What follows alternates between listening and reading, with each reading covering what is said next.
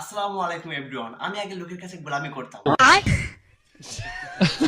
মানে কি বলা যায়, লোকের চাকর যাকে বলা হয়, এই ওই টান, এই ওই টান, এই টান, ওই টান, এই ভুলেস কেন, মানে এইরকম করতো, একটু খ্যাপা টাইপের ছিল। আমি ভাই এইসব কথা, মানে ওইসব কাজটা সব বাদ দিয়ে দিয়েছি। বলি না, লোকের গোলামি করা যাবে না, গোলামি করতে গেলে সারা জীবন গোলামি করতে হবে ভাই।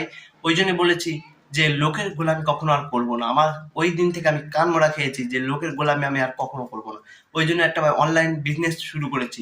কোনো রকম আমি বাইরে যাবো না, কোনো রকমের লোকের গোলামি করবো না, শুধু বাড়ি বসে 1 থেকে 2 ঘন্টা খাটবো, খাটার পরে আমার রেজাল্ট আমি পেয়ে যাব।